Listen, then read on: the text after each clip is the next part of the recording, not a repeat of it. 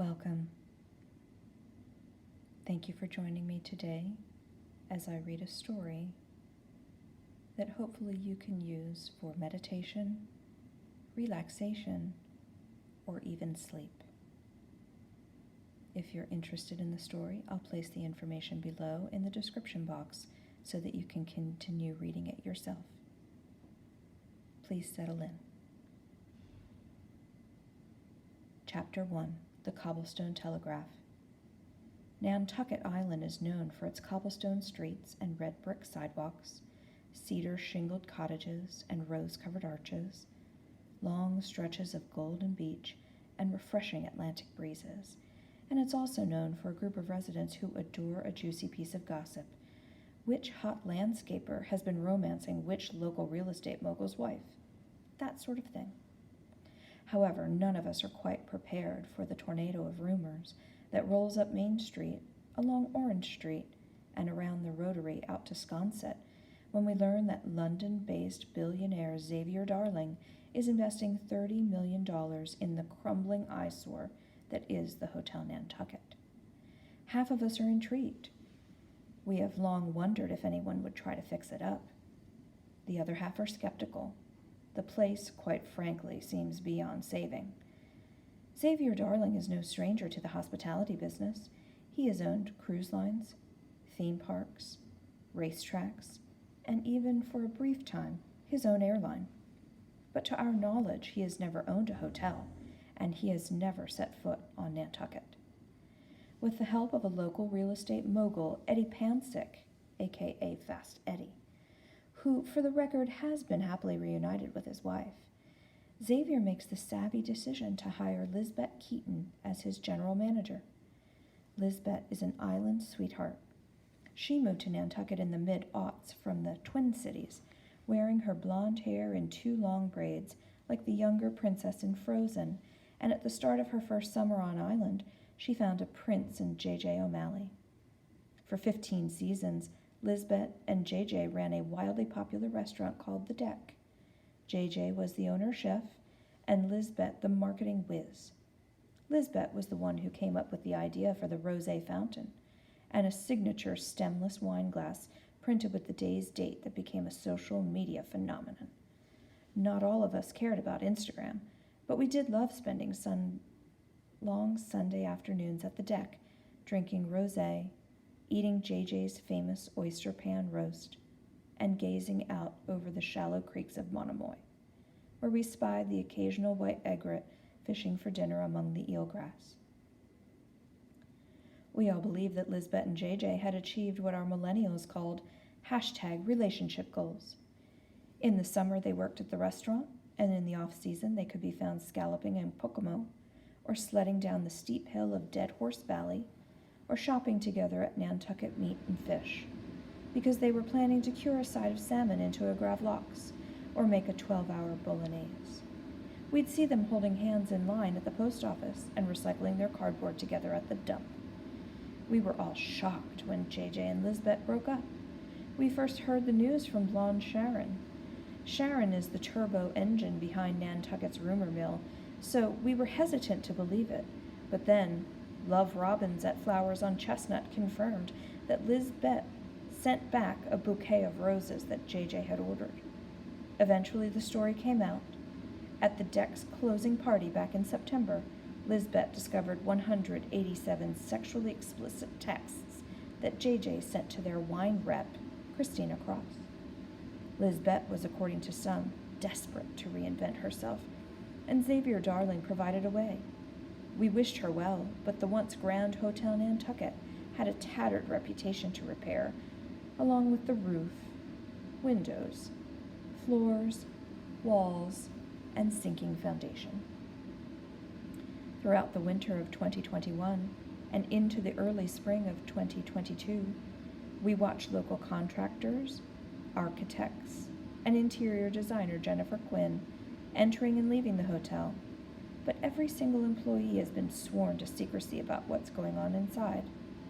There are whispers that our favorite fitness instructor, Yolanda Tolentino, has been hired to run the wellness center, and that Xavier Darling is looking for someone with an island pedigree to operate the hotel's new bar.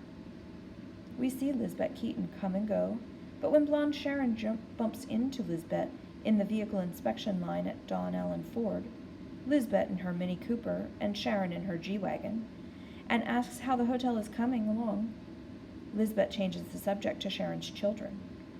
Sharon has no interest in talking about her children. They've just become teenagers. Jordan Randolph, the editor of the Nantucket Standard, ignores the first 2 calls he gets from Lisbeth Keaton, telling him the interior of the hotel is finished and asking if he would like a behind-the-scenes first look. Jordan is one of the skeptics. He can't stand the idea of someone like Xavier Darling, a business titan from overseas, buying an historically significant property like the Hotel Nantucket. Jordan is aware that the Herman Melville wrote Moby Dick before he ever visited the island. Does that make him feel any better? Not really. But Jordan reasons, if not Xavier Darling, then who? The place has been left to rot. Even the Nantucket Historical Association deemed the hotel too big and expensive, a project to take on. When Lisbeth calls the 3rd time, Jordan answers the phone and reluctantly agrees to send a reporter. Home and Lifestyle editor Jill Tannenbaum is obsessed with interior design, as anyone who checks her Instagram will immediately realize. At Ashley T. Stark, at Element Style, at Jorgantis Design, Jill would love to use this job at the Nantucket Standard as a stepping stone to a position at Domino or even Architectural Digest. Covering the renovation of the Hotel Nantucket could be just the way to do it. She's not going to leave out a single detail. As soon as Jill steps through the grand front doors, her jaw drops. Hanging from the vaulted ceiling of the lobby is the skeleton of an antique whaling boat that has been ingeniously repurposed into a statement chandelier. The ceiling's beams, salvaged from the original structure, lend the room a sense of history. There are double-wide armchairs upholstered in hydrangea blue, which Jill soon learns is the hotel's signature color. Suede tufted ottomans and low tables that tastefully display books and games, backgammon, checkers, and 4 marble chess sets. The far corner of the room is anchored by a white baby grand piano. On the large wall next to the front desk hangs an enormous James Ogilvy photograph of the Atlantic off San Katie Head that succeeds in bringing the ocean into the hotel. Wow, Jill thinks. Just wow. Her hand is itching to reach for her phone, but Lisbeth told her that, for the time being, photos are forbidden. Lisbeth gives Jill a tour of the guest rooms and suites. Local artist Tamala Corniejo has hand-painted the ceiling of each room with a mural of the Nantucket night sky. The light fixtures, glass spheres wrapped in brass chain link, evoke buoys and ropes. And the beds, the beds, Jill thinks. The beds have canopies fashioned from driftwood and thick nautical rope. They're a custom-size emperor, and they have ethereal white shears hanging at the sides. The bathrooms are the most spectacular Jill has ever seen in real life. Each one has a shower tiled with oyster shells, a hatbox toilet in a separate water closet, and a slipper tub, the base of which is painted the hotel's signature, hydrangea blue. But the secret to success for any bathroom, Lisbeth says to Jill, isn't how it looks. It's how it makes the guest look. She flips a switch. Surrounding the long rectangular mirror over the double vanity is a soft halo light. See how flattering? Jill and Lisbeth gaze at themselves in the mirror like a couple of teenagers. It's true, Jill thinks. She has never looked dewier than she does standing in the bathroom suite of 217. Then, Lisbeth tells Jill about the complimentary minibar. I can't count the times I've been in a hotel room and just wanted a glass of wine and a salty snack, but being charged $70 for a bottle of Chardonnay and $16 for a pack of peanuts is offensive when I've already paid so much for the room. So our minibars will be stocked with a thoughtfully curated selection of Nantucket-sourced products. She mentions Cisco beers, 888 vodka, and smoked bluefish pate from 167 Raw. And everything is free, replenished every 3 days.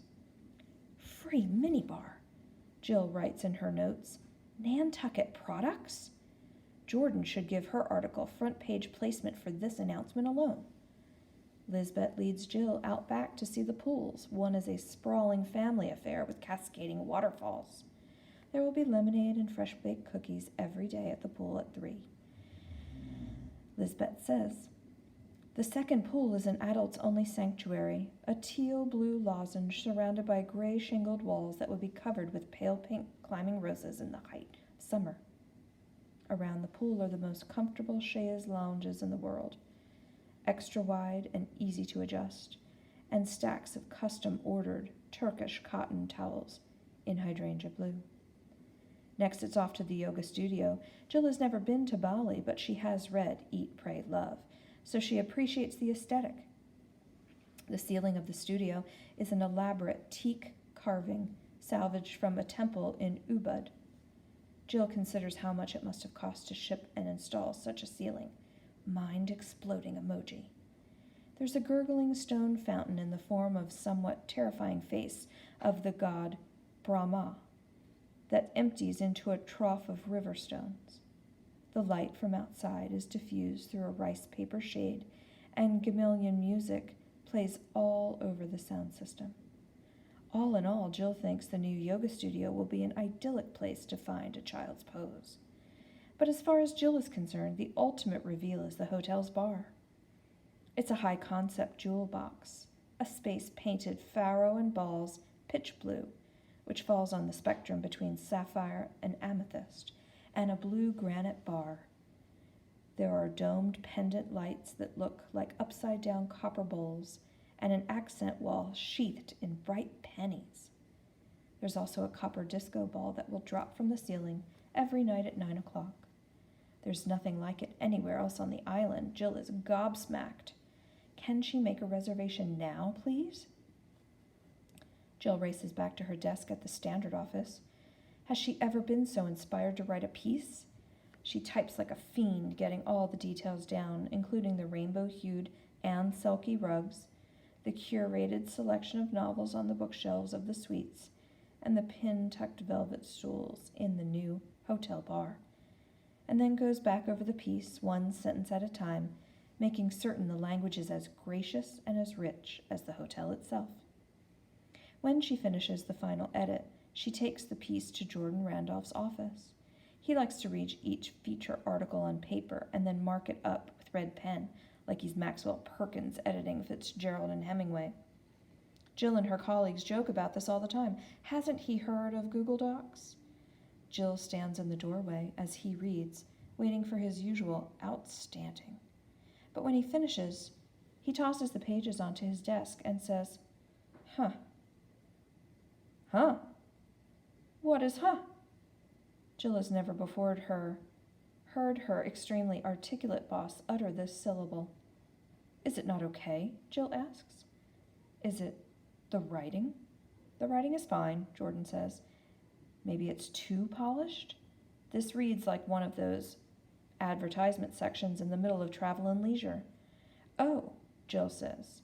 Okay, so I was hoping for more of a story, Jordan says. I'm not sure there is more of a story, Jill tells him. The hotel was falling to pieces and Xavier Darling bought it. He hired local... Yes, you say that, Jordan sighs. I wish there were another angle. His voice trails off. I'm not going to run it this week. Let me think on it for a little while. He smiles at Jill. Thank you, though, for going to get a behind-the-scenes first look. He used air quotes, which makes him seem like such a boomer. I appreciate it. Privately, Jordan Randolph suspects that the Hotel Nantucket will be a work of art by Banksy. After it is unveiled, it will shine for one glorious moment and then self-destruct.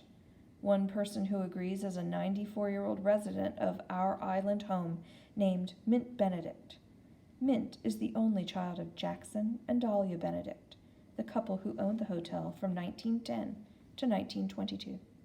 Mint asks his favorite nurse, Charlene, to push him all the way to Easton Street in his wheelchair so that he can see the spiffy new facade on the hotel. They can fix it up, but it won't succeed, Mint says. Mark my words.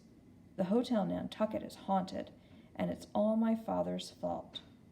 Mint is talking nonsense, Charlene thinks, and he definitely needs a nap.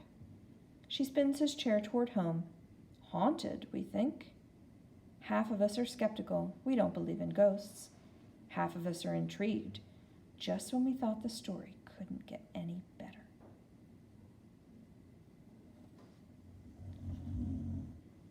That's the end of chapter 1. I hope that you are feeling restful and possibly even sleeping by now. Enjoy the rest of your day or night. I'll be with you next time.